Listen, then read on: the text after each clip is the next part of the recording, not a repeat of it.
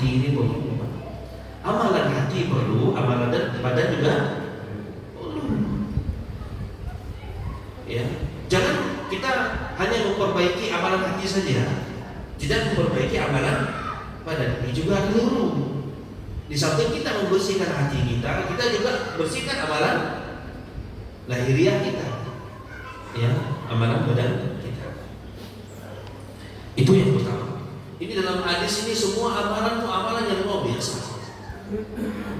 Kemudian yang kedua, rajulun ta'allama al-'ilma wa 'allamahu.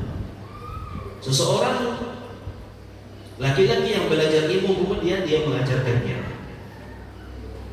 Wa qara'a al-Qur'an, yang membaca Al-Qur'an.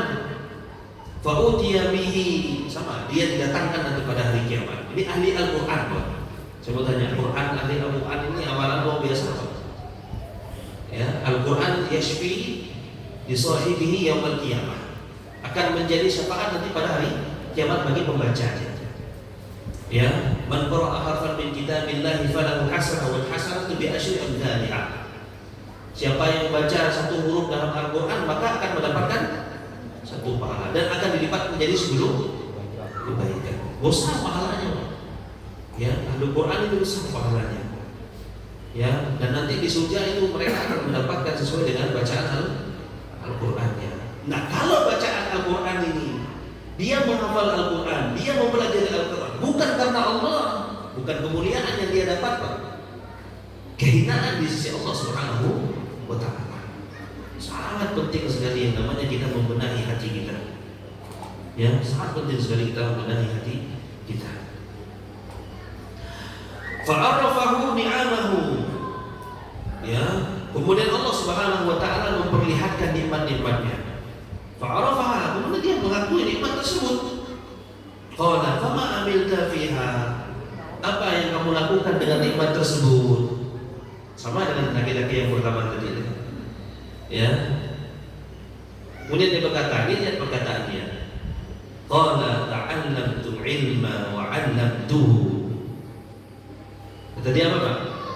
Ta'allamtu ilma, saya belajar ilmu, saya belajar Al-Quran, saya menghafal Al-Quran, ya, saya paham tentang tafsir Al-Quran, dan seterusnya. Saya belajar sanad, saya belajar, dan seterusnya. Wa 'allamtuhu, dan saya mengajarkan, bukan cuma mengajar, Pak. Karena khairukum man ta'allama Al-Quran wa 'allamahu. Sebaik-baiknya kalian, manusia terbaik itu siapa mereka? Yang dia belajar atau mengajarkan. Minimal kita salah satu di antara kedua ini. Itu udah paling minimal. Ustaz, aku tidak mampu ngajar. Berarti apa yang kita lakukan? Kita tidak mampu ngajar, nggak punya ilmu mengajarkan Al-Quran. Berarti apa yang kita lakukan? Belajar. Ya, karena khairukum man ta'allama al-Qur'an wa 'allamahu.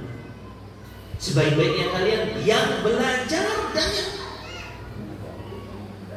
yang belajar dan mengajarkan Al-Quran. Ya. Sayang Pak, kalau kita tidak bisa baca Al-Quran, kita bakal ditanya oleh Allah Subhanahu wa ta'ala, umur kita digunakan untuk apa selama ini? Ya, Ustaz, aku udah belajar lama Al-Quran tapi tidak lancar-lancar. Belajar terus sampai kapan? Ya, sampai kita dipanggil oleh Allah Subhanahu wa ta'ala. Ya, ada hujah nanti kita di hadapan Allah. Ya, masalah paham tidak paham, masalah kita tidak hafal tak hafal, itu fadlullah, karunia yang Allah Subhanahu wa ta'ala berikan kepada siapa yang dia kehendaki. Tapi dua belajar tidak, itu masalahnya. Dua pernah menghafal tidak? Masalah hafal tidak hafalnya, itu urusan Allah. Allah yang berikan taufik, Allah yang berikan kemudahan bagi hamba yang diinginkan. Kata dia bilang, qara'tu fikal Qur'an. Apa dia kata? Saya baca Quran untuk siapa? Untuk Allah. Saya menghafal Al-Quran untuk Allah. Cukup tak hanya dengan lisan itu? Nah, cukup. Allah tahu hati kita. Allah tahu hati kita. akhir hidupnya akan dibongkar oleh Allah Subhanahu wa taala. Bisa jadi dia meninggal dalam keadaan su'ul khatimah. Itu bahaya, Pak. Jangan heran, Pak, ada antum melihat orang yang mungkin dalam kehidupan sehari-harinya orang yang taat kepada Allah Subhanahu wa taala, tapi meninggal dunia dalam keadaan su'ul khatimah. Kok bisa ya? Padahal saya lihat orang yang luar biasa, umpamanya secara dohirnya, kita kan tahu dohirnya saja, Pak. Yang tahu hatinya siapa? Allah Maha Adil. Allah paling tahu hati manusia. Siapa yang jujur iman mereka dan siapa yang dusta iman mereka. Makanya kalau tidak ikhlas bisa su'ul khotimah gitu. Kalau kita tidak ikhlas belajar, tidak ikhlas dalam ibadah, bisa su'ul khotimah, mati dalam keadaan buruk. Maka jangan heran. Jadi seperti yang Anda sampaikan, ada orang yang taat segala macam, tiba-tiba meninggal dunia dalam keadaan su'ul khotimah. Ini bisa jadi sebab karena apa? Karena ketidakikhlasan dia dalam beribadah kepada Allah Subhanahu wa taala. Di antaranya tadi karena riya. Karena Allah Subhanahu wa taala. Dibantah juga Allah. Kata Allah apa? Kadzabta, kamu berdusta. Lampau kalau bahasa kita. Kamu dusta, kamu belajar agama, kamu menghafal Quran bukan karena Allah. Ya, walakinnaka ta'allamtal ilma liyuqal, akan tetapi kamu belajar ilmu, belajar Quran agar dikatakan apa? Alim. Ingat bahwa dia belajar bukan untuk biar dikatakan orang alim, bukan dikatakan biar kita jadi orang yang bukan itu yang kita jadi. Kita akan jadi hina di hadapan Allah Subhanahu wa taala. Wa qara'al Qur'an liyuqal, dan kamu baca Quran, ya kata Allah Subhanahu wa taala, agar dikatakan apa? Qari'un. Luar biasa suaranya. Bukan berarti orang yang suaranya bagus lalu kita katakan wiriya, bukan juga, tidak gitu Pak ceritanya. Tidak bisa kita ambil kesimpulan seperti itu. Kan ada hadis, ya ada orang yang belajar Quran, kemudian dia membaca Al-Quran jadi qori, qori suaranya bagus, berarti dia ya. Yang kita bicarakan ini yang belajar Al-Quran dan ikhlas, niatnya bukan karena Allah Subhanahu wa taala. Kemudian faqatil, ya, dia mendapatkan itu, Pak. Pujian itu dia dapat. Ya, dia dapatkan pujian itu.